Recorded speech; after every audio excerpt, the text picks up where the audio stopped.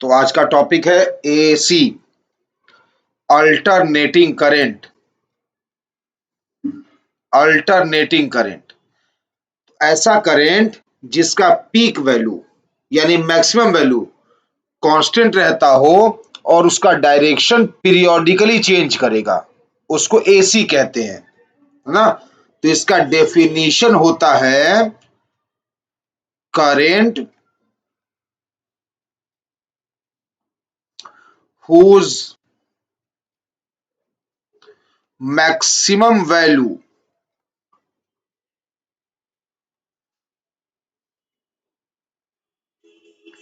Called peak value. क्या कहते हैं इसे, मैक्सिमम वैल्यू को पीक वैल्यू। तो current whose maximum value called peak value remains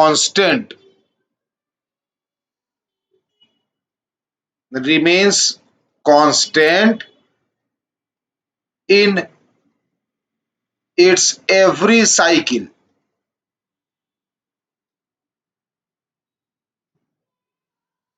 and direction changes periodically.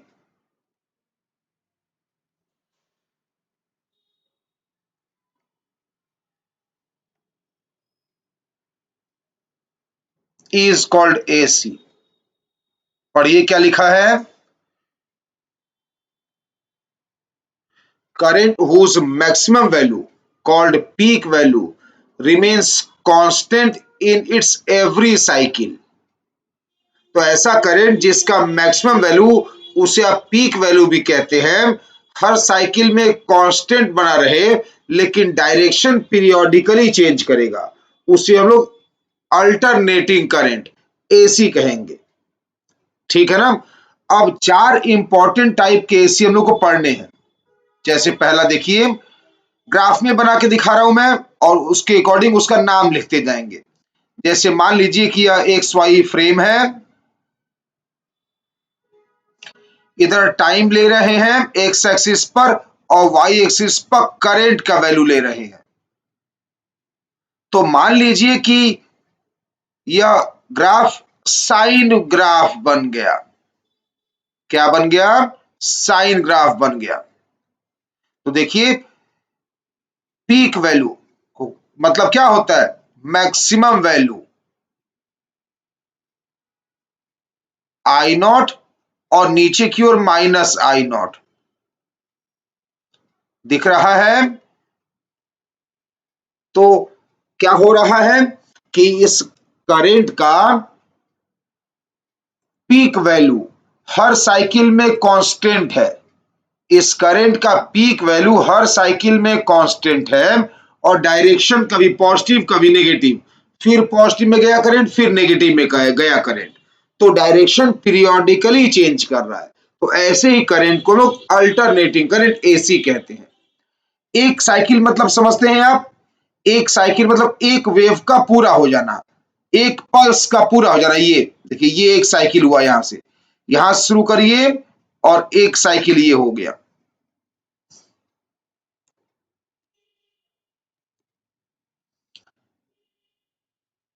ये एक साइकिल हो गया, ये वाला, ये रेड कलर से जो दिखा रखा है मैंने, ये एक साइकिल हो गया। अब यही चीज बार बार रिपीट हो रहा है। तो पहले साइकिल में पॉजिटिव में मैक्सिमा कितना गया, आई नॉट, नेगेटिव में मैक्सिमा कितना गया, आई नॉट। तो ये देखिए हर साइकिल में मैक्सिमा आई नॉट ही जा रहा है और नेगेटिव साइड में भी मैक्सिमा आई नॉट ही जा रहा है। तो हर साइकिल में पीक वैल्यू कांस्टेंट रह गया। यही लिखे है ना कि current whose maximum value called peak value remain constant in its every cycle. हर साइकिल के लिए, हर पल्स के लिए जो पॉजिटिव मैक्सिमा है चाहे नेगेटिव मैक्सिमा है मैग्नीट्यूड में, plus I not minus I not, her cycle में सेम रह गया, लेकिन डायरेक्शन कभी प्लस कभी माइनस कभी प्लस कभी माइनस बदल रहा है पीरियोडिकली। तो ऐसे करंट को ही अल्टरनेटिंग करंट कहेंगे। ठीक है ना। अब जैसा इस वेव का शेप दिख रहा है उसके अकॉर्डिंग इस वेव का नाम लिखा जाता है। जैसे कैसा वेव दिख रहा है, साइन ना, तो हम लोग इसे कहेंगे साइन वेव एसी। इसे हम लोग कहेंगे साइन वेव एसी। ठीक है। अगर आप टाइम की बात करें तो यह 0 टाइम है। एक साइकिल पूरा हो गया यहां पर। एक साइकिल पूरा करने में जो टाइम लगा उसको टाइम पीरियड कहते हैं। ये वाला टाइम पीरियड का आधा T/2 हो गया। ठीक। अगर आप इसका इक्वेशन लिखना चाहें तो क्या आ रहा है, I is equal to I naught sine omega t, है ना, साइन ओमेगा टी। ठीक है। जहां पे ओमेगा क्या लिखा है मैंने, omega is equal to 2π/T, वही जो आप जानते हैं, ओमेगा 2π/T होता है, जो कि आप जानते हैं। ठीक है ना। यह साइन वेव एसी हो गया। तो क्या हम लोग कर रहे हैं, एक ऐसा करंट ले रहे हैं जिसका पीक वैल्यू हर साइकिल में कांस्टेंट बना रहे और डायरेक्शन पीरियोडिकली चेंज करे, उसे हम लोग अल्टरनेटिंग करंट कह रहे हैं। ठीक है ना। वेव का शेप जैसा है उसके अकॉर्डिंग एसी का नाम लिख रहे हैं। जैसे देखिए दूसरा,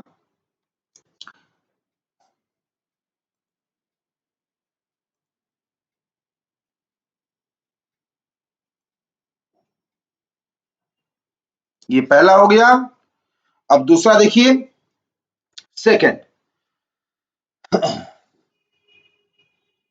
नाम बाद में लिखूंगा, पहले ग्राफ देख लीजिए, क्योंकि आप ग्राफ समझ जाएंगे तो नाम तो खुद से भी बोल लेंगे आप। जैसे यह देखिए, यह एक्स वाई फ्रेम है, तो एक्स एक्सिस पर क्या लेना होता है हम लोग को, टाइम टी, और वाई एक्सिस पर हम लोग करंट का मेजरमेंट करते हैं। ठीक है ना। मान लीजिए कि ग्राफ इस तरह से बना हुआ है, ऐसे ग्राफ ऐसे बना हुआ है।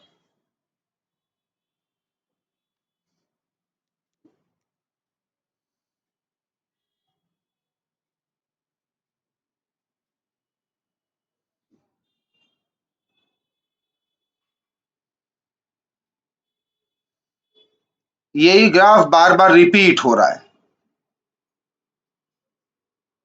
ठीक है ना। ये देखिए, पॉजिटिव साइड मैक्सिमम वैल्यू, ये positive side maximum plus I not लिखते हैं, और negative side maximum value minus I not लिखते हैं।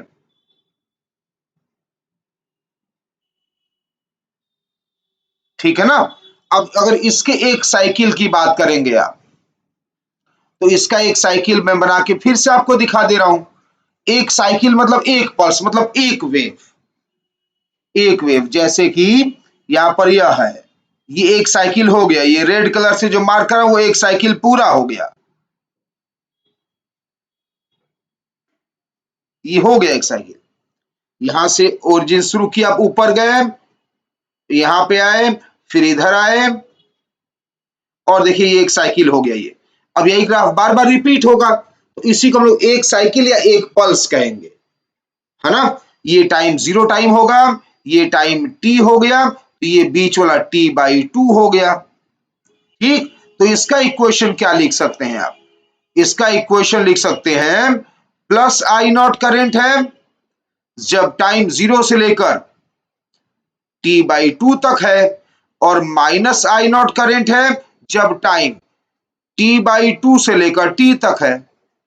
पॉजिटिव हाफ साइकिल मतलब ऊपर वाला, नेगेटिव हाफ साइकिल मतलब नीचे वाला। तो पॉजिटिव हाफ साइकिल में प्लस आई नॉट कांस्टेंट है, नेगेटिव हाफ साइकिल में माइनस आई नॉट कांस्टेंट है। ठीक है ना। अब बताइए एक वेव का शेप कैसा है, पॉजिटिव हाफ या नेगेटिव हाफ कैसा दिख रहा है आपको, स्क्वायर जैसा दिख रहा है ना, तो हम लोग इसको बोलते हैं स्क्वायर वेव एसी। इसको लोग कहते हैं स्क्वायर वेव एसी। तो सिंपल है, जैसा वेव का नाम है उसके जैसा वेव का शेप है उसके अकॉर्डिंग उसका नाम है। ठीक है।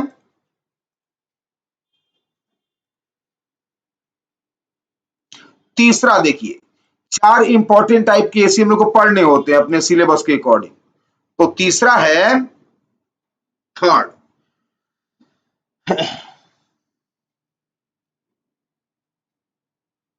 ये हम मान लीजिए एक्स एक्सिस,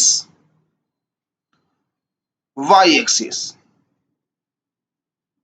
एक्स एक्सिस पर टाइम लेना होता है, वाई एक्सिस पर करंट लेना होता है। ठीक है ना, एक्स एक्सिस पर टाइम और वाई एक्सिस पर करंट लेना होता है। मान लीजिए कि यह ऐसे ग्राफ बनाया गया, इस तरह से ऐसे ग्राफ बना हुआ है, इस तरह से ग्राफ बना रहे हैं हम लोग। तो पॉजिटिव साइड में मैक्सिमा कितना है, उसको कहेंगे आई नॉट, प्लस में आई नॉट, और नेगेटिव साइड में मैक्सिमा जो होगा उसको माइनस आई नॉट लिखेंगे। ठीक है ना,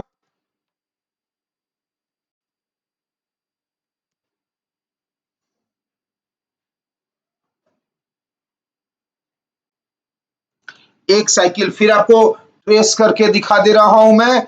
एक साइकिल मतलब एक वेव, शुरू से एक वेव पूरा करिए, मतलब मिनिमम वो ग्राफ बताइए जिसके बाद रिपीटिशन शुरू हो जाए ग्राफ का। यह है, यहां शुरू कर रहे हैं,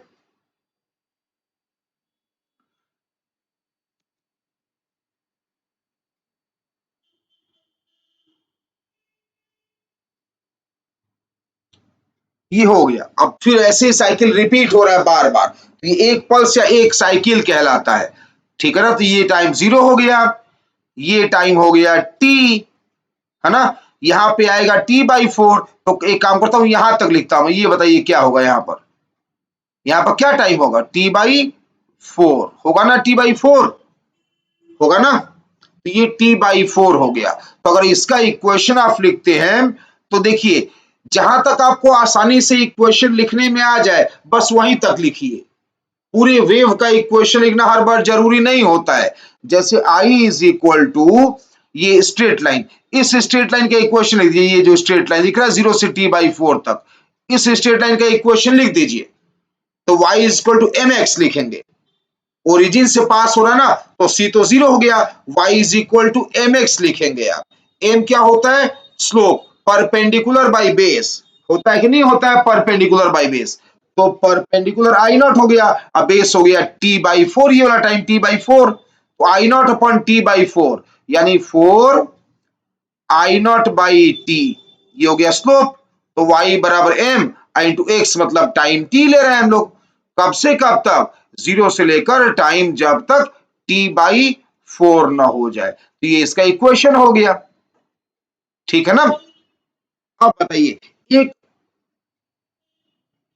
वेव का शेप कैसा दिख रहा है, ये ट्रायंगल्स दिख रहा है ना, हर जगह ट्रायंगल ट्रायंगल दिख रहा, नहीं दिख रहा है, ऊपर ट्रायंगल, ये फिर नीचे ट्रायंगल, फिर ऊपर ट्रायंगल, तो ट्रायंगल दिख रहा है ना, इसलिए इसका नाम ट्रायंगुलर वेव एसी है।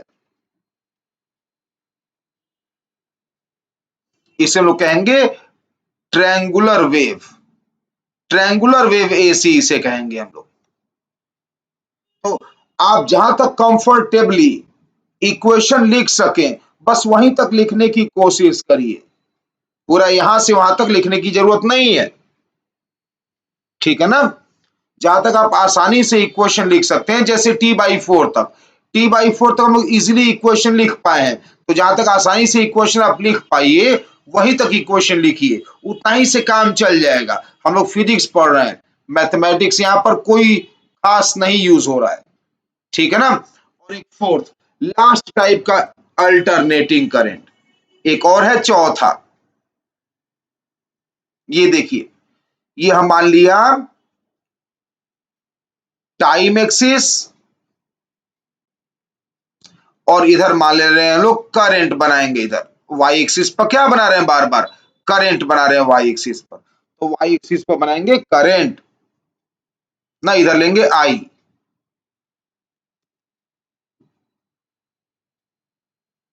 ठीक है, अब इसका ग्राफ कैसे बन रहा है देखिए, ये स्ट्रेट लाइन बनाया किसी स्लोप वाला, फिर वर्टिकल लाइन बनाया वाई एक्सिस के पैरेलल लाइन, फिर y बराबर एम एक्स जो लाइन बनाया पहले उसके पैरेलल बनाया, फिर वर्टिकल लाइन, फिर पैरेलल बनाया, फिर वर्टिकल लाइन, ऐसा है। ठीक है ना, इस तरह से ये रिपीट होगा। ठीक है ना, थर्ड में और फोर्थ में क्या अंतर है, थर्ड में क्या है कि जो पहले y बराबर mx था उसके बाद ये यहां तक थर्ड देखिए, थर्ड तो जीरो से लेके ये जो ग्राफ बना रखे हैं यहां तक, ये जो ग्राफ बना रखे हैं, उसके बाद अगला जो आप ग्राफ को आगे बढ़ा रहे हैं तो इनक्लाइंड लाइन जा रहा है, लेकिन इस वाले में ये लाइन वर्टिकल जा रहा है। ये अंतर है ना, ये दोनों अंतर है। ठीक है, अब यहां पर भी आपको एक वेव बना के दिखा देता हूं मैं, एक पल्स बना के दिखा देता हूं मैं। यहां पर भी एक पल्स जो होगा वह मिनिमम वेव होगा जिसके बाद रिपीटिशन शुरू हो जाए, ये होगा, ये एक वेव हो गया, यही चीज बार बार रिपीट होगा। ये टाइम टी हो गया, यहां पर टाइम टी हो गया, ये टाइम टी बाई टू हो गया, यहां पर टी बाई टू, और ये तो जीरो है ही। ठीक है ना, अगर आप इसका इक्वेशन लिखते हैं तो फिर जहां तक आसानी से लिख पाए वहीं तक लिखिए, जीरो से टी बाई टू तक लिखिए, तो वही y बराबर एम एक्स यानी 2i0 by T perpendicular by base. Perpendicular क्या है, i0, अभी लिख दूंगा मैं, छूट गया लिखना, अभी लिख दूंगा मैं, तो परपेंडिकुलर है i0, अब बेस है t बाई टू, तो i0 upon t by two, 2i0 by T हो गया ना, तो m इंटू एक्स मतलब टाइम। कब से कब तक ले रहे हैं, कब से कब तक यह हम लोग ले रहे हैं ग्राफ, कब से कब तक ले रहे हैं, जब टाइम जीरो से टी बाई टू तक है ना। तो यहां लिख दे रहा हूं टाइम का वैल्यू, ये नीचे लिख दे रहा हूं, जीरो से लेकर कब तक, टी बाई टू तक। ठीक है ना, टी बाई टू तक। ओके, पीक वैल्यू लिख दे रहा हूं, पीक वैल्यू लिखना छूट गया, दोबारा से लिख दे रहा हूं, पीक वैल्यू, ऊपर का पीक वैल्यू यानी मैक्सिमा i0 मानते हैं, तो यह देखिए क्या है, प्लस में i0 और नीचे माइनस में i0। ठीक, इसको कहा जाता है सा टूथ वेव एसी, आरी, आरी को अंग्रेजी में सा कहते हैं, ए से डब्ल्यू सा टूथ वेव एसी से कहा जाता है ना, सा टूथ वेव एसी। ठीक है, तुम लोगों को चार इंपॉर्टेंट टाइप के एसी पढ़ने हैं अपने सिलेबस के अकॉर्डिंग। पहला क्या है, साइन वेव, दूसरा क्या है, स्क्वायर वेव, तीसरा क्या है, ट्रेंगुलर वेव, और चौथा क्या है, सॉ टूथ वेव एसी। जहां तक आप इक्वेशन आसानी से लिख पाए बस वहीं तक लिखने की जरूरत है, पूरे वेव का इक्वेशन लिखने की कोई आवश्यकता नहीं है। ठीक है ना, तो यह चार इंपॉर्टेंट टाइप के एसी हम लोग को पढ़ने हैं। एसी होता क्या है, ऐसा करंट जिसका पीक वैल्यू यानी मैक्सिमम वैल्यू हर साइकिल में कांस्टेंट बना रहे। ठीक है ना, पीक वैल्यू यानी मैक्सिमम वैल्यू हर साइकिल में कांस्टेंट बना रहे और डायरेक्शन पीरियोडिकली चेंज करे। तो ये चार तरह के हम लोग को एसी पढ़ने हैं। आप एक साइकिल या 1/4 साइकिल या हाफ साइकिल, जहां तक भी कंफर्टेबली इक्वेशन लिख पा रहे हैं वहां तक लिख दीजिए, है ना। इक्वेशन की आवश्यकता बस इतना ही है कि कुछ कैलकुलेशंस हम लोग करेंगे उसमें इसकी आवश्यकता पड़ेगी बस। ठीक है ना, तो इक्वेशंस का फिर और बाद में आवश्यकता नहीं पड़ेगी, जब हम लोग डेरिवेशन करके याद कर लेंगे उसके बाद। ओके, अभी डेरिवेशन सब करने जा रहा हूं, एक मिनट देखिए। अब देखिए यहां पर दो डेफिनेशंस होते हैं, एक होता है एवरेज वैल्यू और एक होता है आरएमएस वैल्यू। तो पहला डेफिनेशन देखते हैं, average value.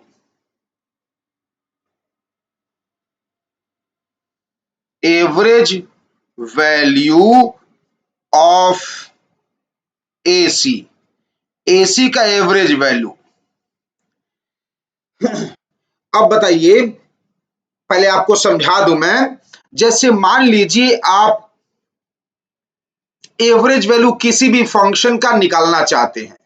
Late us consider कि y is equal to f x है ना, और आप अगर y का एवरेज निकालना चाहते हैं, जैसे मान लीजिए कि आपसे पूछा जाए कि y का एवरेज वैल्यू कितना हुआ, ये y equal to f x कोई फंक्शन है मान लीजिए, और आपसे पूछा जाए कि y का एवरेज वैल्यू कितना है ना, from x is equal to x1 to x is equal to x2। मान लीजिए आपसे ये सवाल पूछा जाए कि y का एवरेज वैल्यू क्या होगा जब x का वैल्यू x1 से x2 तक वेरी करे। तो यह देखिए मैथमेटिकल फॉर्मूला है, आप आसानी से समझ सकते हैं। एवरेज कैसे निकालते हैं, जहां से जहां तक का एवरेज पूछा जाता है पूरा जोड़ के और उतने से डिवाइड कर देते हैं। जैसे आप एवरेज नंबर कैसे निकालते हैं, 5 सब्जेक्ट आपके हैं तो आप अपना एवरेज कैसे निकालते हैं कि कितना परसेंटेज एवरेज में आया, ओवरऑल कितना परसेंटेज आया, कैसे निकालते हैं, पांचों सब्जेक्ट का नंबर जोड़ के 5 से डिवाइड कर देते हैं। तो वह यहां भी करेंगे, जोड़ना मतलब यहां पर फंक्शन है, इंटीग्रेशन से होगा। तो y dx को इंटीग्रेट कर देते हैं आप x1 से लेके x2 तक। अब कहां से कहां तक इंटीग्रेट किए हैं, x1 से x2 तक, तो x2 माइनस x1 से डिवाइड कर देते हैं। ये एवरेज निकालने का तरीका होता है ना, ये मैथमेटिकल फॉर्मूला है एवरेज निकालने का। तो बस यही सब कैलकुलेट करने के लिए हम लोग AC का कुछ हद तक इक्वेशन याद करने की कोशिश कर रहे हैं, अदरवाइज उसके बाद इक्वेशंस की आवश्यकता बहुत कम पड़ेगी, बहुत ही कम पड़ेगी। ठीक है ना, चलिए एक बात तो ये हो गई। आपको पता है ना कि डेफिनेट इंटीग्रेशन ऊपर लिखा हुआ है, ये एरिया अंडर कर्व भी होता है। जैसे मान लीजिए आपसे कहा जाए साइन वेव AC, अगर आपसे कहा जाए साइन वेव AC मान लीजिए है, साइन वेव AC मान लीजिए आप बना के दिखा रहा हूं मैं, तो ये मान लीजिए साइन वेव AC है, इधर हम लेते हैं टाइम और इधर लेते हैं करंट, तो sine wave AC sine graph ऐसे बन जाता है इस तरह से। ठीक है ना, अब बताइए हम लोग बात अगर करेंगे एक साइकिल का, हम लोग बात करेंगे 0 से t तक का, तो अगर 0 से t तक का बात करें तो ऊपर देखिए जो एरिया बन रहा है वह पॉजिटिव में आएगा।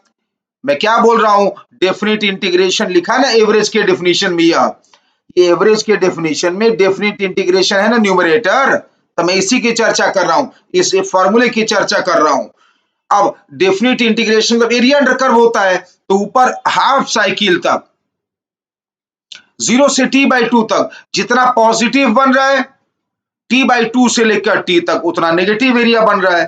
तो 0 से लेकर t तक इंटीग्रेट करेंगे पूरा तो क्या आ जाएगा, जाहिर सी बात है 0 आ जाएगा। ऊपर जितना पॉजिटिव नीचे उतना नेगेटिव, 0 आ जाएगा कि नहीं आ जाएगा। इसीलिए हम लोग कहते हैं, समझा दिया ना मैंने आपको। अब इसीलिए हम लोग ये बात बोल रहे हैं कि average value of AC, average value of AC, average value of AC over one complete cycle, average value of AC over one complete cycle. बोलिए क्या लिख दो, बोलिए क्या लिख दो, AC का एवरेज वैल्यू एक कंप्लीट साइकिल तक क्या लिखूं, 0। क्यों, जितना ऊपर का एरिया पॉजिटिव उतना नीचे का एरिया नेगेटिव, 0 नहीं आ जाएगा, प्लस माइनस कैंसिल आउट नहीं हो जाएगा। तो average value of AC over one complete cycle is 0।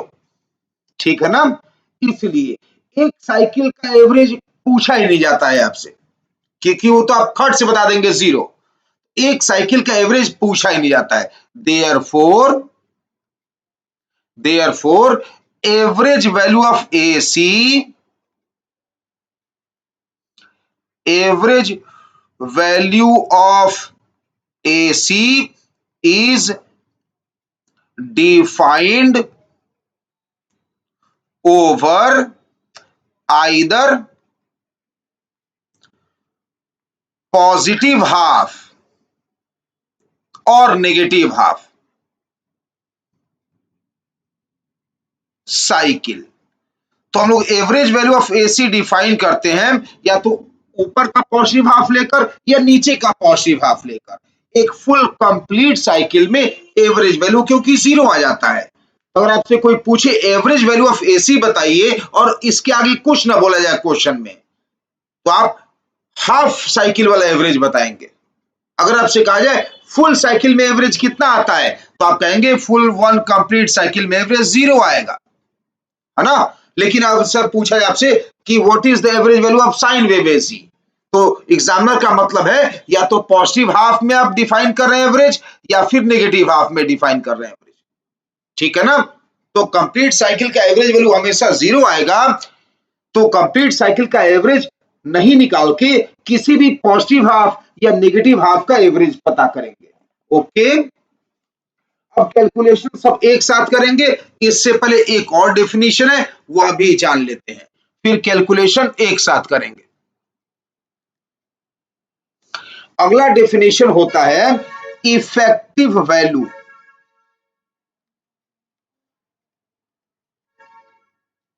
Effective value या इसी को आरएमएस वैल्यू भी कहते हैं। क्या कहते हैं इसको? RMS, RMS value. Effective value या आरएमएस वैल्यू दोनों एक ही चीज के दो नाम हैं, या तो इफेक्टिव वैल्यू कह लीजिए या आरएमएस वैल्यू कह लीजिए, ठीक है ना। पहले समझिए कि इसका मतलब क्या होता है। मान लीजिए एक रजिस्टर है, ये मान लीजिए एक रजिस्टर आर है, ठीक। इसमें अल्टरनेटिंग करंट फ्लो हो रहा है आई, एसी करंट है ये आई, अल्टरनेटिंग करंट है, ठीक है। ये आई क्या है? अल्टरनेटिंग करंट है।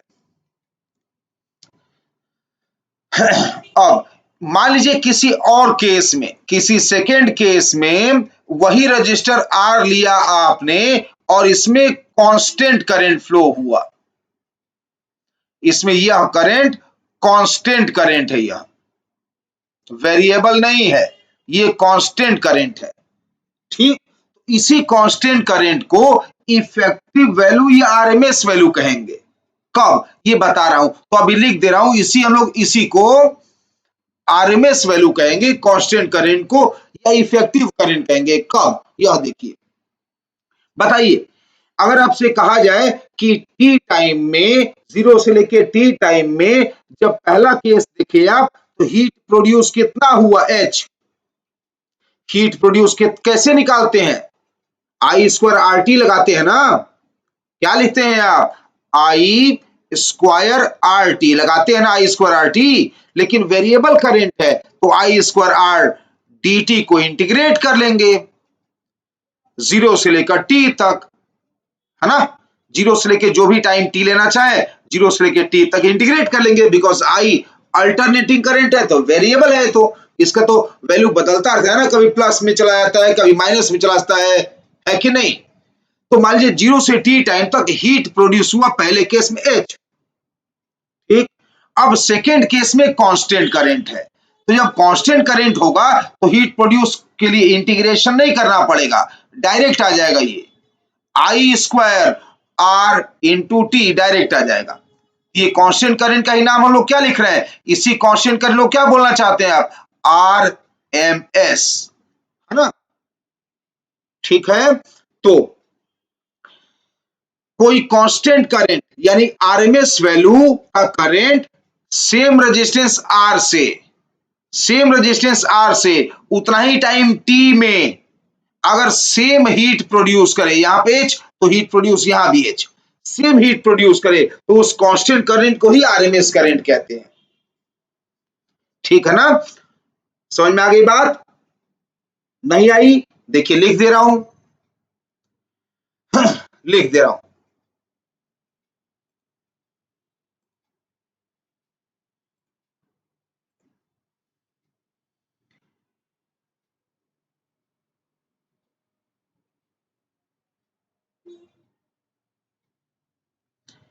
तो मैं लिख रहा हूं आरएमएस वैल्यू या इफेक्टिव वैल्यू का डेफिनेशन, तो लिख रहा हूं it is that constant value of current, it is that constant value of current which produces same amount of heat in same time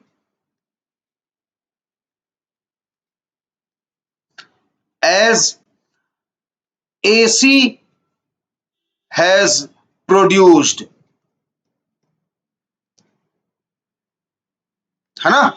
तो it is that constant value of current which produces same amount of heat in same time as AC has produced. एक और चीज लिख रहा हूं, through same resistance, resistance भी same लेना है, थ्रू सेम रेजिस्टेंस, उतना ही रेजिस्टेंस से उतना ही टाइम में, उतना ही रेजिस्टेंस से उतना ही टाइम में जितना अल्टरनेटिंग करंट एसी करंट ने हीट प्रोड्यूस करा, उतना ही हीट उसी रेजिस्टेंस से उतना ही टाइम में जो कांस्टेंट करंट प्रोड्यूस कर देगा, उसी कांस्टेंट करंट को ही आरएमएस वैल्यू या इफेक्टिव वैल्यू कहेंगे। ठीक है ना, उसी को आरएमएस वैल्यू या इफेक्टिव वैल्यू कहेंगे। अब क्या करूंगा मैं कि पहले जो है एच निकाल रखा है, यहां से जो एच निकाल रखा है, इस इक्वेशन 1 मान लीजिए, इसको इक्वेशन 2 मान लीजिए, दिख रहा है ये इक्वेशन 1 और ये इक्वेशन 2। तो इक्वेशन 1 और 2 कंपेयर कर लूंगा मैं, तो आर और आर कट जाएगा, तो क्या आ जाएगा, आ जाएगा आई आर एम एस का स्क्वायर इंटू टी, पहले इक्वेशन 2 लिख दे रहा हूं, आर तो कैंसिल हो गया, आई आर एम एस का स्क्वायर इंटू टी बराबर क्या आ जाएगा, इंटीग्रल ऑफ 0 से लेकर T I square d T. ठीक है ना, बस इस टी को नीचे लाके और इंटीग्रेट कर लीजिए, सॉरी स्क्वायर रूट ले लीजिए, टाइम टी को नीचे लाके स्क्वायर रूट ले लीजिए, तो क्या आ गया answer, I R M S बराबर 0 से लेकर टी तक इंटीग्रेट किसको किए हैं, आई स्क्वायर डी टी को, और टी से डिवाइड किए, और जो आया उन सबका स्क्वायर रूट लेंगे, आ जाएगा ना आरएमएस वैल्यू। तो आरएमएस वैल्यू निकालने का ये फॉर्मूला बन गया, आरएमएस वैल्यू निकालने का यह फॉर्मूला है। इस फॉर्मूला से हम लोग किसी एसी का आरएमएस वैल्यू निकालेंगे। तब आपको दोनों फॉर्मूला पता चल चुका है, एवरेज का भी फॉर्मूला पता चल चुका है और आरएमएस का भी फॉर्मूला पता लग गया है। ठीक है ना, अब एक आध यहां पर मैं कैलकुलेशन करके आपको रिप्रेजेंट कर देता हूं, शो कर देता हूं, एक आध कैलकुलेशन आपको करके दिखा देता हूं मैं।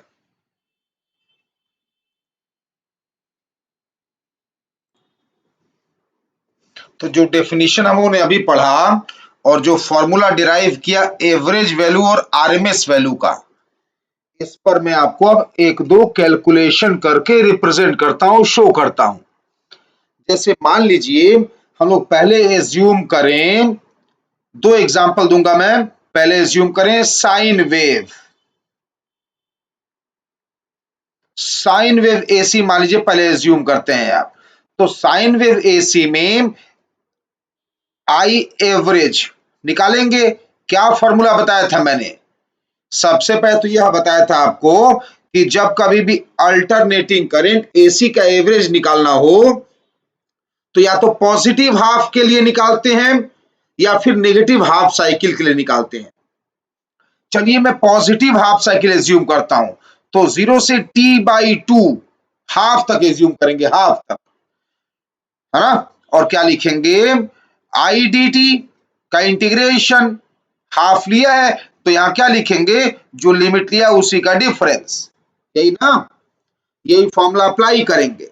ओके, तो यह फॉर्मूला अप्लाई करने के लिए क्या करेंगे, इसको इक्वेशन 1 मान लेता हूं मैं, पहले मैं न्यूमरेटर निकालता हूं, अलग अलग कैलकुलेट कर ले रहा हूं। तो 0 से t/2 आई का वैल्यू क्या लिखा जाता है साइन वेव के लिए, I naught sine omega t d t, ये ना लिखते हैं, इसी को निकालना है, क्या आएगा इसका इंटीग्रेशन, इसका इंटीग्रेशन आएगा 1/ओमेगा, ये कांस्टेंट से डिवाइड हुआ, अब आई नॉट तो था ही, तो आई नॉट बाई ओमेगा लिख दे रहा हूं। आई नॉट तो था ही, बाहर गया, और इंटीग्रेशन में जो ओमेगा टी है कांस्टेंट जो है वो डिवाइड हुआ, इंटीग्रेशन में डिवाइड होता है और डिफरेंशिएशन में मल्टीप्लाई होता है। ये आई नॉट बाई ओमेगा आ गया।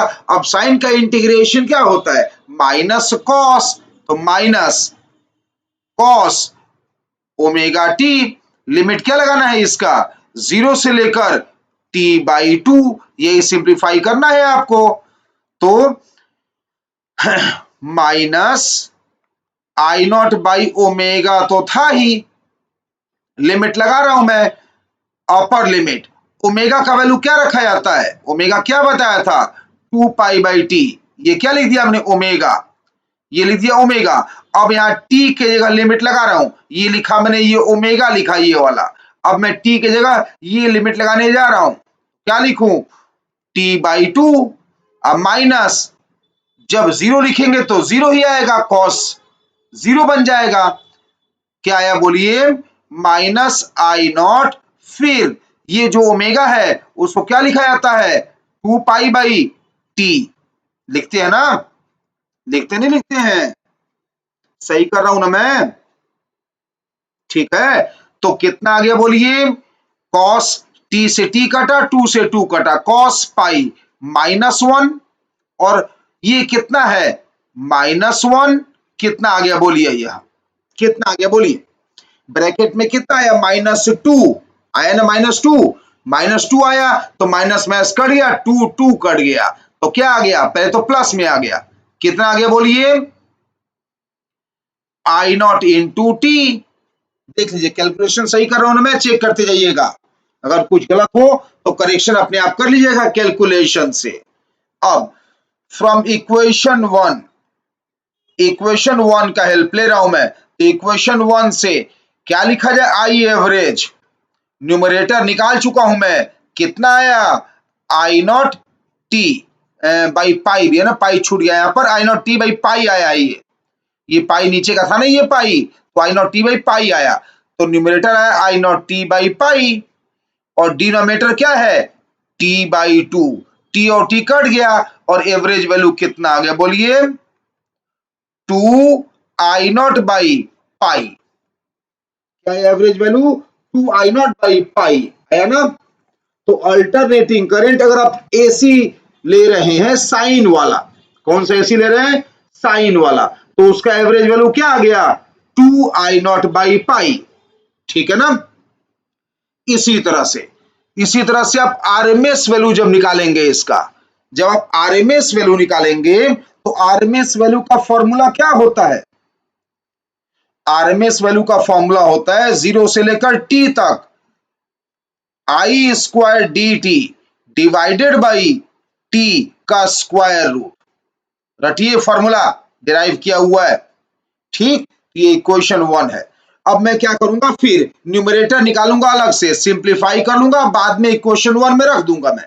तो इस बार क्या है न्यूमरेटर, 0 से t, आई स्क्वायर मतलब I naught square sine square omega t d t आया, यही सिंप्लीफाई करना है आपको।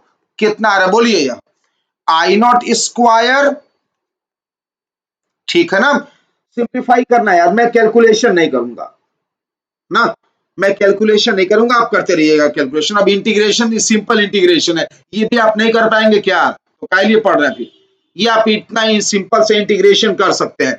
मुझे याद है, क्योंकि मैं 50 बार पढ़ा चुका हूं, मुझे याद है इसका वैल्यू, शायद इसका वैल्यू आएगा आई नॉट स्क्वायर t/2, ये आ गया, ठीक है ना। तो फ्रॉम इक्वेशन 1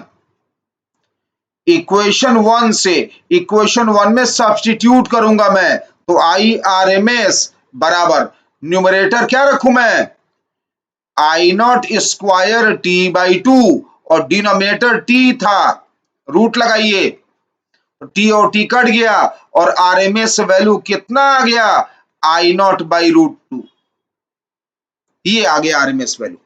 तो साइन वेव का एवरेज कितना आया,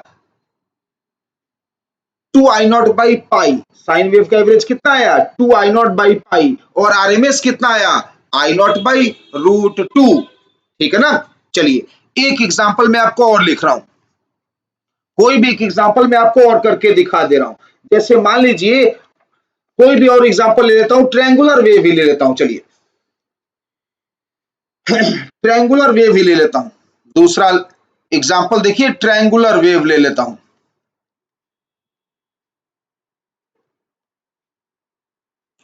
ट्रायंगुलर वेव एसी।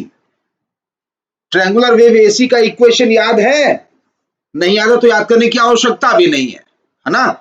नहीं याद है तो याद करने की जरूरत भी नहीं है। इक्वेशन मैंने कहा ना, इक्वेशन का यूज नहीं आएगा। भूल जाइए तो ऐसे बना लीजिएगा ग्राफ। ये ट्रायंगुलर वेव ऐसे तो बन रहा था, ट्रायंगुलर वेव इस तरह से, है ना? इस तरह से ट्रायंगुलर वेव बन रहा था। ऊपर का पीक वैल्यू कितना माने थे? प्लस आई नॉट, और नीचे का peak value minus I not. ठीक है ना? ये टाइम टी होता था तो ये t/2 हुआ, ये t/4 होता था। ठीक है, तो हम लोग यहां से ये 0 से t/4 तक का इक्वेशन लिखे थे। तो 0 से t/4 तक का इक्वेशन y बराबर mx करके आया था।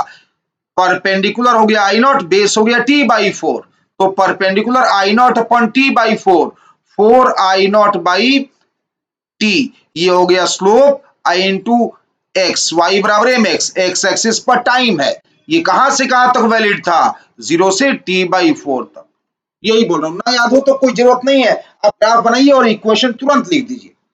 ठीक है, ये तो इसका इक्वेशन हो गया। अब चलिए मैं कैलकुलेशन करके दिखाता हूं। पहले कैलकुलेशन कर रहा हूं एवरेज वैल्यू का। अब तो फॉर्मूला आपको याद हो गया। एवरेज वैल्यू क्या करते हैं? जहां लिमिट लेते हैं उस लिमिट तक इंटीग्रेट करते हैं और उस लिमिट के डिफरेंस से डिवाइड कर देते हैं। तो पहले मैं इंटीग्रेशन कर रहा हूं। 0 से t/4 हम लोग को इक्वेशन पता है ना, तो वही ले रहा हूं। 0 से t/4 आई डी टी को इंटीग्रेट करेंगे आप, तो 0 से लेकर t/4 आई क्या लिखूं मैं? 4I0/t into T d T, यही ना? ठीक है, क्या आ गया? 4I0/t, ये रहा कांस्टेंट, t²/2, ये आ गया t²/2। लिमिट क्या है? 0 से t/4 कितना आ गया बोलिए? कैलकुलेट करिए तो अपने आप कितना आया, जल्दी कैलकुलेट करिए। क्या रखेंगे यहां पर? t²/16, जीरो रखने की जरूरत नहीं है, जीरो रखेंगे जीरो आ जाएगा लोअर लिमिट। अपर लिमिट रखिए कैपिटल t²/16, 2 तो पहले से था तो ये कैपिटल t²/32 हो जाएगा। एक t कटेगा और 4 से 32 8। मुझे ऐसा लग रहा है कि I0 t/8 आ रहा है, शायद I0 t/8 आ रहा है। ठीक है ना? अब एवरेज के फॉर्मूला में रख दीजिए। तो एवरेज का फॉर्मूला क्या होता है? 0 से t/4 integration I D t divided by t/4, यही ना एवरेज का फॉर्मूला होता है। न्यूमरेटर कितना आ गया? I0 t/8 आया ना, और नीचे क्या है? t/4 कितना आ गया? कट गया t और 4, 2 बच गया, I0/2 आ गया। तो कितना सिंपल सा कैलकुलेशन है, केवल फॉर्मूला में वैल्यू रखने जैसा है ना? अब निकालेंगे क्या? आरएमएस भी आपको निकाल के दिखा देता हूं मैं। आरएमएस वैल्यू भी आपको निकाल के दिखा दे रहा हूं मैं। आरएमएस वैल्यू में क्या करना होता है? 0 से t/4 तक आई स्क्वायर को इंटीग्रेट करना होगा ना, यहां पर I² dt, यही ना? तो आई स्क्वायर को इंटीग्रेट जब आप करेंगे तो I² लिख रहा हूं 0 से t/4 तक इंटीग्रेट करने के लिए। I², ये रहा करंट, ये करंट दिख रहा ना, ये वैल्यू, ये दिख रहा ना करंट, ये इसका स्क्वायर करके लिखिए। इसका स्क्वायर क्या आएगा? 16 I0 square by t² into small t², और dt तो था ही। ठीक, तो यहां से आया 16 I0 स्क्वायर बाई t², ये गया बाहर। अब t² का इंटीग्रेशन देख लीजिए कितना आसान है, t³ बाई 3, लिमिट 0 से t/4 कितना आ रहा है बोलिए, यह बताइए बताइए कितना आ रहा है। जब t³ का क्यूब t/4 का क्यूब करेंगे तो t³/64 हो जाएगा ना शायद। हाँ सही बोल रहा हूं मैं, t³/64 हो जाएगा। तो 3 पहले से ही था और ऊपर 16 है, तो ऊपर आ 16 और t³/64, तो 16 और 64 नीचे, 16 से 64 कटा, क्या बचा 4 और 3 12 आ गया, 12 आ गया है ना। करिए 12 आ गया शायद, तो I0² t/12 आ गया शायद। ठीक है, अब आरएमएस का फॉर्मूले में रखिए इसका वैल्यू। तो IRMS का फॉर्मूला क्या आया था, आया था न्यूमरेटर में 0 से t/4 तक इंटीग्रेट किए हैं, I² dt डिवाइडेड बाई जो लिमिट है वही नीचे लगेगा डिफरेंस लिमिट का, और इसका रूट रख दीजिए। न्यूमरेटर क्या आया, I0² t/12, I0² t/12 आया ना। तो करिए अपने आप करिए, तो I0² t से t कटा और ऊपर 12 नीचे 4 3 बचा, रूट लेना है तो I0/√3 आ गया, I0/√3 इसका आ गया वैल्यू। तो इस तरह से देख लीजिए, आपको बस आरएमएस वैल्यू और एवरेज वैल्यू का फॉर्मूला याद होना चाहिए, बाकी सब कैलकुलेशन इजी कैलकुलेशन है, कोई दम नहीं है कैलकुलेशन में, ठीक है ना, कुछ खास कैलकुलेशन नहीं है। ठीक, अब मेरा सजेशन है कि आपको आपको 4 इंपॉर्टेंट वेव एसी जो मैंने पढ़ाया उन चारों का इक्वेशन भले ना याद हो, कोई फर्क नहीं पड़ता, इक्वेशन की आवश्यकता बहुत कम पड़ती है, आपको एवरेज वैल्यू और आरएमएस वैल्यू याद होना चाहिए। ठीक है ना, तो हमें लिख दे रहा हूं एक जगह, वो मैं एक जगह लिख दे रहा हूं। सबसे पहले तो लिख रहा हूं मैं एवरेज और आरएमएस का फॉर्मूला। आई अगर आपको एवरेज निकालना है, आई एवरेज निकालना है तो सुटेबल इंटरवल ऑफ टाइम लेंगे। सुटेबल इंटरवल ऑफ टाइम मतलब क्या, कि आइदर पॉजिटिव हाफ हो जाए t1 से t2 या आइदर नेगेटिव हाफ हो जाए t1 से t2। ठीक है ना, या तो पॉजिटिव हाफ के लिए इंटीग्रेट करते हैं या नेगेटिव हाफ के लिए, क्यों, पूरे साइकिल के लिए एवरेज 0 आ जाता है। ये फॉर्मूला आ गया एवरेज का। ठीक, आरएमएस का फॉर्मूला याद करिए, IRMS, आरएमएस मतलब रूट मीन स्क्वायर, इसका दूसरा नाम क्या है, इफेक्टिव वैल्यू। वही सुटेबल इंटरवल ऑफ टाइम लीजिए, जहां से जहां तक आपको पता है इक्वेशन, वही लिमिट लगा दीजिए t1 से t2। जैसे पहले वाले में साइन वेव में 0 से t लिमिट लगा दिया, 0 से t तक साइन वेव का इक्वेशन पता था, I0 sin ओमेगा t। जब दूसरा एग्जांपल लिया ट्रायंगुलर वेव, तो 0 से t/4 लगा दिया लिमिट, t1 0 t2 t/4, क्योंकि वहीं तक इक्वेशन पता था, तो जहां तक पता है वही लिमिट लगा लीजिए। और किसको इंटीग्रेट करना होता है, देखिए देखिए I² dt को इंटीग्रेट करना होता है ना, जो लिमिट लगाए हैं उसी लिमिट के डिफरेंस से डिवाइड करिए और फाइनली स्क्वायर रूट ले लीजिए। तो ये आप क्या किए, आरएमएस का फॉर्मूला याद किए। ठीक है ना।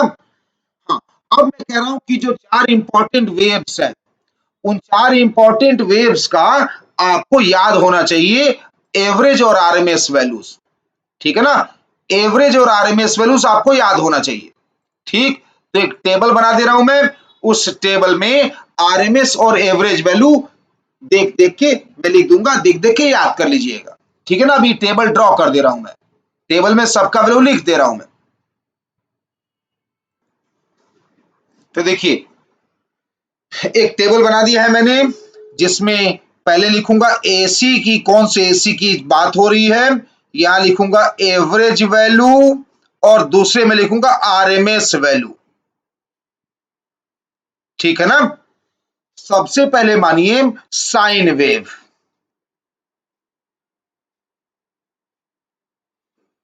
साइन वेव, दूसरा मानते हैं ट्रायंगुलर वेव,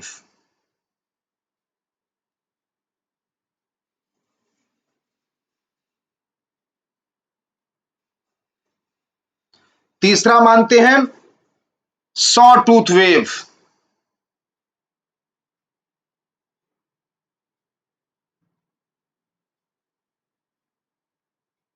और चौथा स्क्वायर वेव।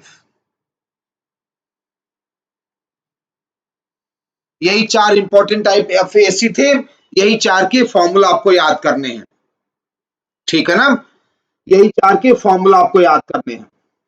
ओके देखिए साइन वेव में डेरिवेशन कर लिया, साइन वेव और ट्रायंगुलर वेव का डेरिवेशन करा दिया मैंने आपको। तो साइन वेव का एवरेज क्या आया था, साइन वेव का एवरेज आया था 2I0 by pi, 2I0 by pi आया था। आरएमएस क्या आया था, I0 बाई √2, I0 बाई √2 आया था नहीं आया था, ठीक। ट्रायंगुलर वेव में भी डेफिनेशन डेरिवेशन मैंने आपको करा दिया। क्या आया था ट्रायंगुलर वेव में, एवरेज I0 बाई 2 और आरएमएस क्या आया था, I0 बाई √3, ठीक। अब देखिए याद रखिए कि जो ट्रायंगुलर वेव का आएगा वही सॉ टूथ वेव का आएगा। कैलकुलेशन करके चेक करिएगा, चेक करिएगा चाहे तो आप, जो ट्रायंगुलर वेव का होता है आंसर वही सॉ टूथ वेव का भी होता है। याद करवा रहा हूं मैं आपको, अब जो ट्रायंगुलर वेव का आंसर है याद रखिए तो सॉ टूथ वेव का वही होगा, ठीक।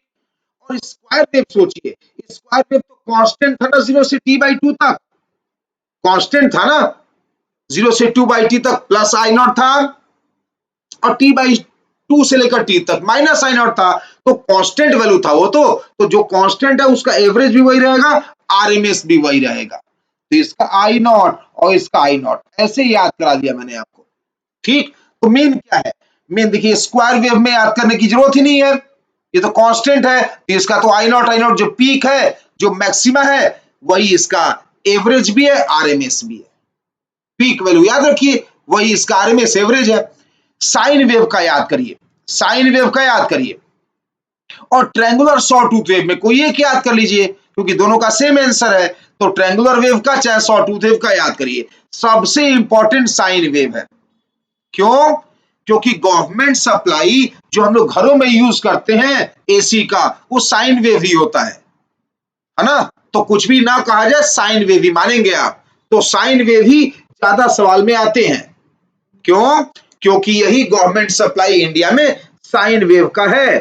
50 हर्ट्ज का साइन वेव आता है अपने घर में, फ्रीक्वेंसी होता है 50 हर्ट्ज, ठीक है ना।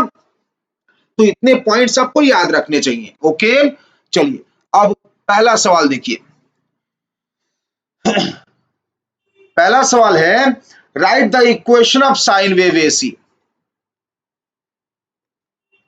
Right the equation of sine wave AC given as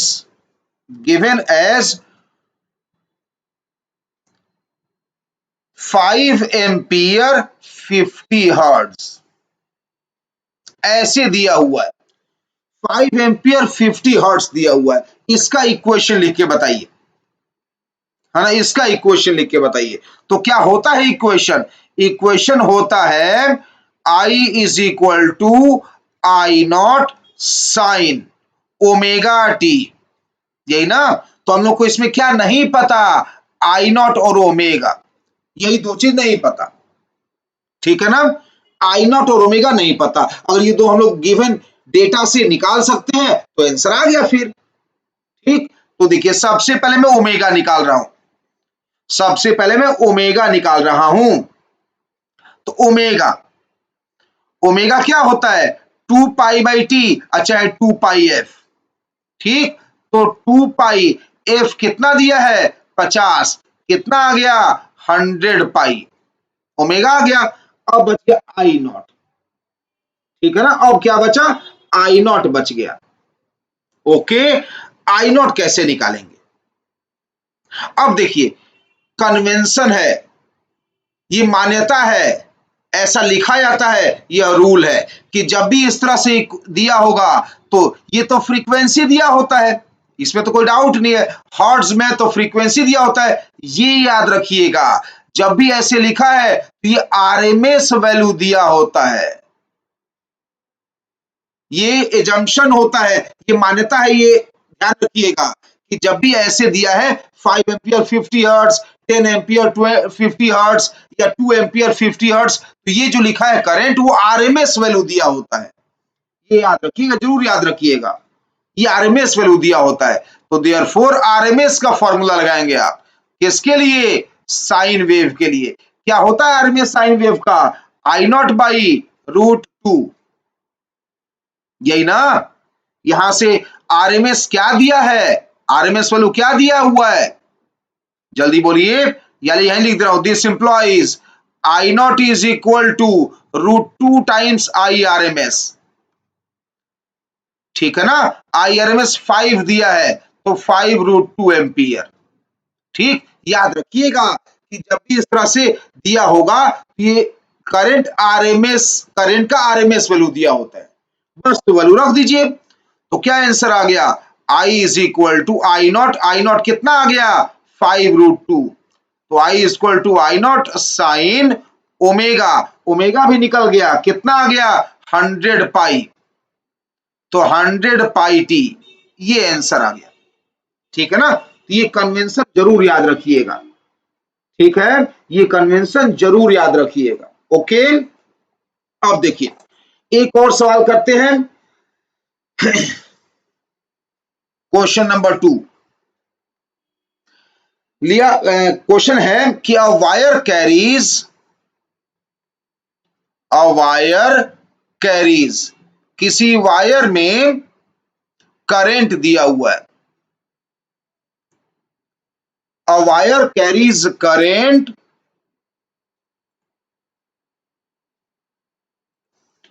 a wire carries current given by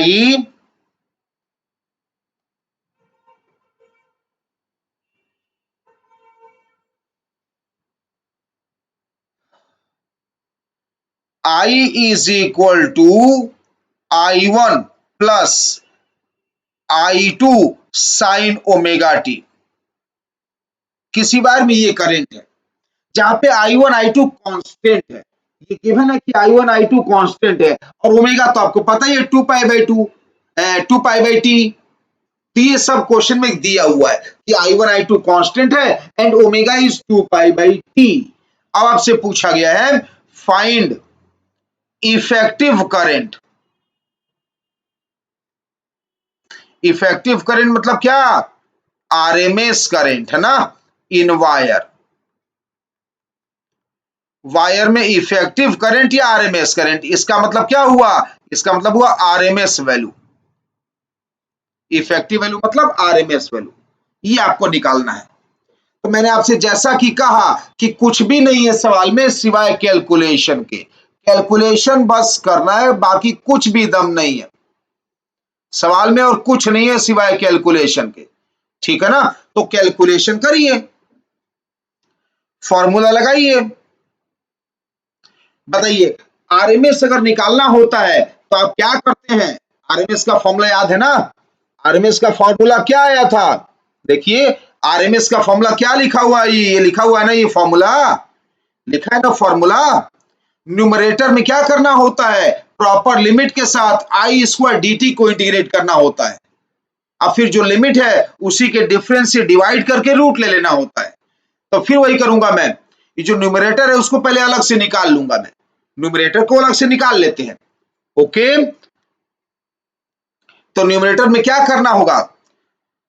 0 से लेकर t, ये टाइम का लिमिट ले लेता हूं मैं, आई स्क्वायर, तो डायरेक्ट कर रहा हूं, देखो यार ये हो गया a square plus b square, मतलब I2 square sine square omega T, a square plus b square plus 2ab, तो 2a और b मतलब I2 साइन ओमेगा टी।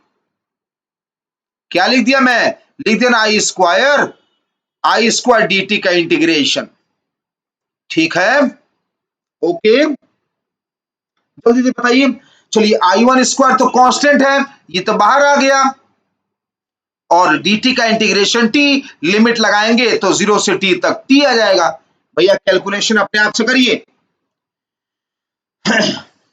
ठीक है ना। अब साइन स्क्वायर dt का इंटीग्रेशन पहले भी आया था, अब मैं कहा था कि मैं 50 बार पढ़ा चुका हूं, मुझे याद है। साइज ये सब स्पेशल फंक्शन है ना, sine square theta, cos square theta, sine theta, cos theta, ये सब तो स्पेशल फंक्शन है ना, किसी भी समझदार आदमी को ये सब याद रहते हैं।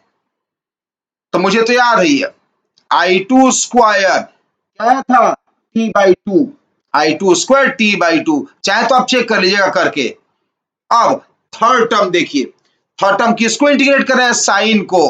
बताइए, 0 से t लिमिट लगाए हैं ना, 0 से t मतलब फुल साइकिल हो गया ना फुल साइकिल। तो 0 से t तक अगर फुल साइकिल में साइन या कॉस को इंटीग्रेट करते हैं तो क्या आता है आंसर, 0। 0 से t तक फुल साइकिल में साइन या कॉस का इंटीग्रेशन क्या आएगा, 0। जितना ऊपर पॉजिटिव उतना नीचे नेगेटिव, तो थर्ड टर्म आ गया 0। तो फाइनली क्या आ गया, ये आ गया I1 स्क्वायर, ये आ गया I1 square t plus I2 square t/2। ठीक है ना, ये आ गया सही। अब बस आरएमएस के फॉर्मूला में यह वैल्यू रख दीजिए, आरएमएस के फॉर्मूला में वैल्यू रख दीजिए, तो देयरफॉर आई आरएमएस बराबर, ब्रैकेट लगाइए, न्यूमरेटर यही ना है, न्यूमरेटर हो गया I1 square T plus I2 square t/2 divided by limit का डिफरेंस t-0 t, और इसी का रूट लेना होता है। ठीक, तो देखिए t कट गया, बाकी जो बचा उसको रूट के अंदर लिख दीजिए। क्या बचा रूट के अंदर, स्क्वायर रूट के अंदर क्या बच रहा है, स्क्वायर रूट के अंदर बच रहा है I1 square plus I2 square by 2, ये आंसर है। यही मैं आपसे कह रहा हूं कि खाली कैलकुलेशन है, इसे फिजिक्स के लिए खाली डेफिनेशन याद करना है, बाकी सिंपल सा इंटीग्रेशन है, सिंपल इंटीग्रेशन है और कुछ नहीं है इसमें, खाली सिंपल इंटीग्रेशन है। ठीक है ना, और कुछ भी नहीं है इसमें सिवाय इंटीग्रेशन के, कुछ नहीं है। ओके, चलिए एक और सवाल देखिए। अगला सवाल है, a wire carries current given by following।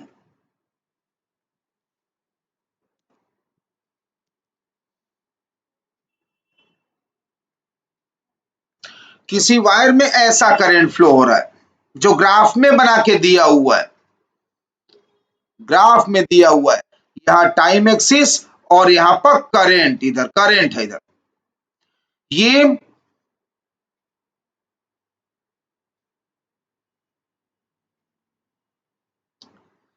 Sine wave बनाऊंगा मैं, क्या बनाऊंगा, साइन वेव। ये लिखा हुआ है I1, ठीक है, और साइन वेव बनाऊंगा मैं। बस साइन वेव का एक्सिस जो है वह एक्स एक्सिस नहीं है, जो साइन वेव का एक्सिस है वह एक्स एक्सिस नहीं है, साइन वेव का एक्सिस थोड़ा ऊपर है, बस यही अंतर है। ओरिजिनल सवाल और इस सवाल में यही अंतर है, ऐसे। ठीक, यहां का वैल्यू भी दिया हुआ है।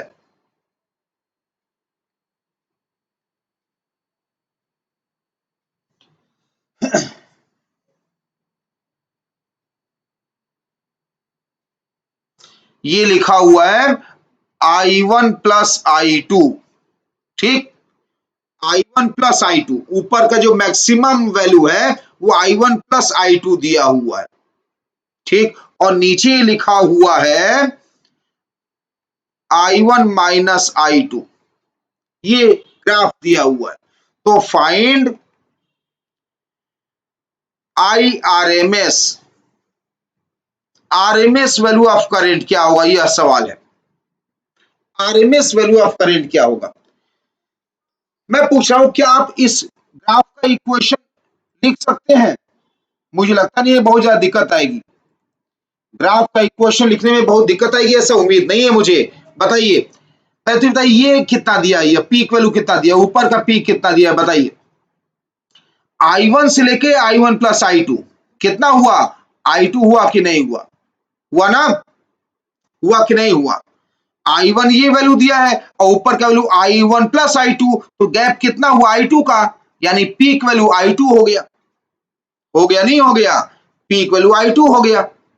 तो इसीलिए आप इस ग्राफ का इक्वेशन क्या लिख सकते हैं, साइन वेव है कितना ऊपर खिसका दिया, साइन वेव को कितना ऊपर ले गए I1, तो साइन वेव जो होता है पीक कितना निकाल चुके हैं I2, तो साइन वेव जो होता है, साइन का जो ग्राफ है उसको I1 ऊपर खिसका दिया, तो क्या करते हैं ऊपर खिसकाते समय, जोड़ दिया, ये लीजिए, यही इक्वेशन है, ये इक्वेशन दिया है करंट का। जब ये इक्वेशन दिया है करंट का, लो ये तस्वीर अभी अभी हम लोग इससे पहले वाला किए हैं, इसके पहले ठीक यही तो क्वेश्चन था, देखिए ना, देखिए इसके ठीक पहले यही तो क्वेश्चन था, यही देखिए यही तो करंट दिया हुआ था, यानी सेम क्वेश्चन है, बस इसी क्वेश्चन को ग्राफ में रिप्रेजेंट किया गया है, सेम क्वेश्चन है इसी को ग्राफ में रिप्रेजेंट किया है, ठीक है ना, तो आंसर सेम आएगा।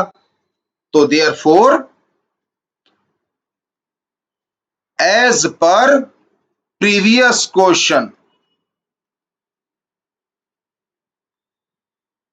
as per previous question IRMS बराबर under root of I1 square plus I2 square by 2, यही आंसर है। तो सेम क्वेश्चन है, उसी को ग्राफ में रिप्रेजेंट कर दिया गया है, तो ये सब अच्छे क्वेश्चन कहलाते हैं, ठीक है ना। तो ये रहा अल्टरनेटिंग करंट, एसी का सबसे बेसिक कॉन्सेप्ट, सबसे बेसिक कॉन्सेप्ट यही है, ओके।